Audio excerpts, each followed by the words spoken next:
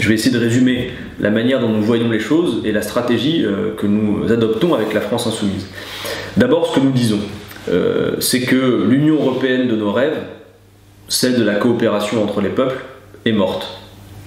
Elle a été complètement dévoyée et la construction européenne lui a préféré des traités qui ont empaqueté entre eux des pays dont on sait qu'ils n'ont pas les mêmes normes sociales, pas les mêmes normes fiscales ni environnementales. Ces traités empêchent l'harmonisation et on a dit jouez la compétition économique entre vous et que le meilleur gagne. Ça produit cet effet que vous connaissez, qui est un dumping social qui pousse à la compétition et par définition la compétition est quasiment toujours gagnée par le moins-disant social dès lors qu'elle se mène sur un argument qui est le prix. Et par conséquent, l'Europe telle qu'elle est construite aujourd'hui, pas l'Europe en tant que telle, mais cette construction européenne-là ramène des tensions qu'elle était prétendue évacuer.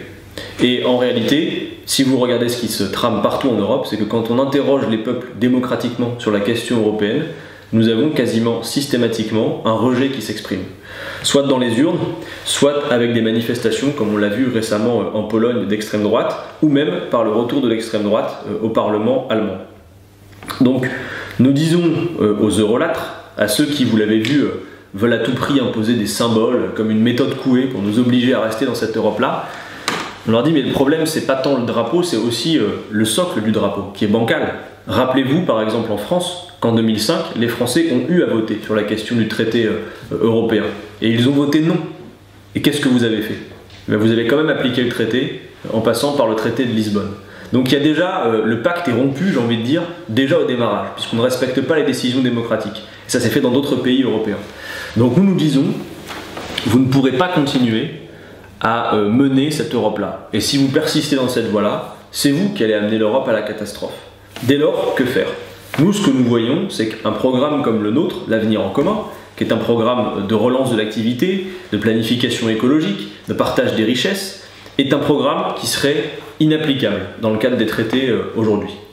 Et donc, parce qu'il y a les effets de dumping, parce qu'une autre politique serait inapplicable dans le cadre des traités, nous pensons qu'il faut en finir avec ces traités particuliers. Entendez-moi bien, pas avec l'Europe en tant que telle, ça c'est la caricature qu'on nous fait. Non, avec ces traités particuliers.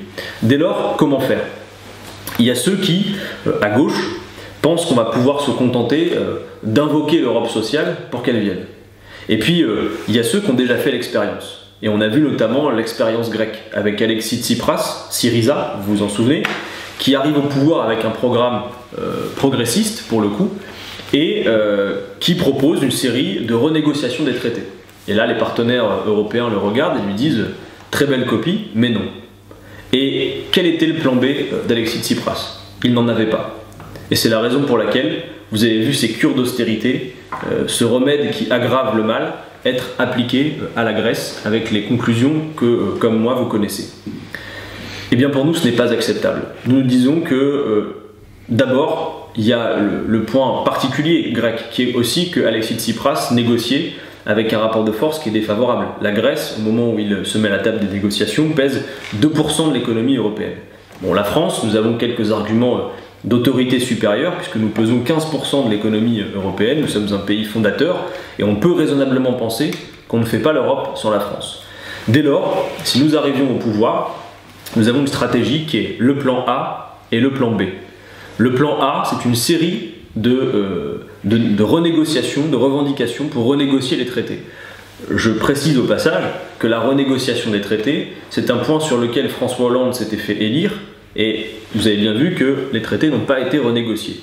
Donc nous allons à la négociation d'abord, le plan A, avec une liste de revendications que vous retrouverez dans le programme, et parmi ces revendications, vous avez en finir avec l'autonomie de l'indépendance de la Banque Centrale Européenne. Il y a d'autres revendications. Mais même si c'est la France qui parle, qui nous dit que les partenaires européens, à nous diront oui au plan A? Personne ne nous le garantit. On peut même penser qu'ils diront non, cette fois-ci aussi. Alors il nous faut un plan B. Et le plan B, c'est la sortie unilatérale des traités. Et j'aime autant dire que cette sortie, on est obligé, raisonnablement, de la préparer.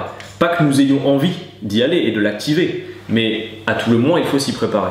C'est la raison pour laquelle vous voyez plusieurs représentants de la France Insoumise, et notamment Jean-Luc Mélenchon, parcourir l'Europe depuis plus de 24 mois pour aller discuter de cela avec des alliés potentiels qui pourraient nous aider le moment venu si nous avions à assumer cette sortie et ce plan B.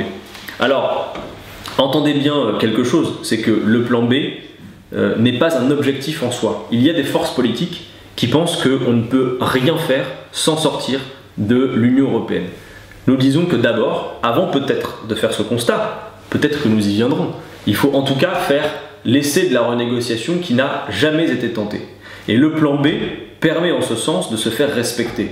Moi, la manière dont je me le représente, c'est un peu comme en géopolitique. Vous savez, la France est dotée de quelque chose qui s'appelle l'arme nucléaire. Personne n'a envie de l'utiliser. Emmanuel Macron n'a sûrement pas envie d'appuyer sur le bouton et personne n'a envie de nous voir le faire. Mais le simple fait que cette arme existe suffit à mener une politique qui s'appelle la dissuasion. Et bien de mon point de vue, le plan B de la France insoumise est une arme de dissuasion pour se faire respecter dans la discussion et réussir à faire en sorte que le plan A, qui est la renégociation des traités, aboutisse. Mais j'aime autant vous le dire, si on nous adressait une fin de non-recevoir sur le plan A, alors oui, nous serions prêts à dire cette Europe-là, nous n'en voulons plus et nous allons faire autre chose sans vous et vous serez les bienvenus le jour où vous le déciderez. Mais je suis persuadé, et Jean-Luc Mélenchon a déjà dit qu'il l'était aussi, que si la France parle clair, alors nous pourrons aboutir à des renégociations, car personne n'a intérêt à ce que la France active le plan B.